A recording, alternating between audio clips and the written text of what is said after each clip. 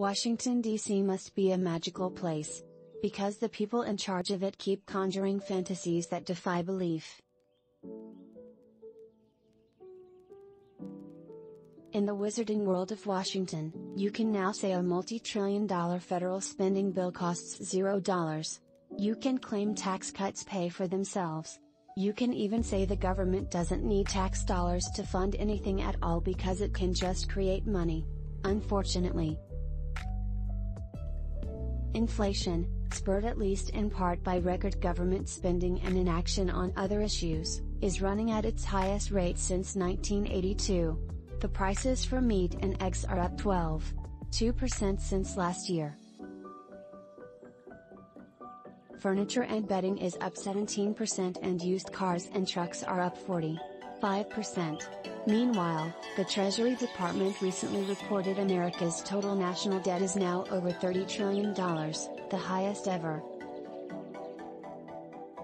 To put this in context, if you stacked $30 trillion of $100 bills, you could almost reach the weather satellites orbiting the Earth at over 20,000 miles above us.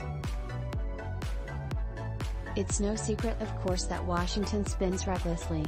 What's less known is just how much an obscure 50-year-old law enables this behavior. Fixing this law might hold the key to America finally beginning to dig out of this fiscal mess we're in.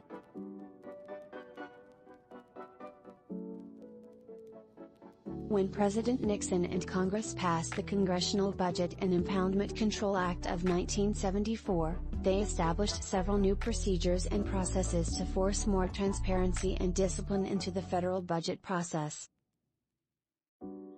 Among them was the creation of the Congressional Budget Office, CBO, which was charged with evaluating the budgetary and economic impact of legislation before Congress and providing a consensus cost estimate that could be trusted by both parties. Ever since, when major legislation is proposed in Congress, the CBO has to score it before it can advance towards passage. The stakes are high. If the CBO score shows a bill would significantly add to the federal deficit, that often kills the bill because, 1, it makes it harder to sell to the public, or 2, its passage would automatically force spending cuts elsewhere in the government to comply with other existing budget rules.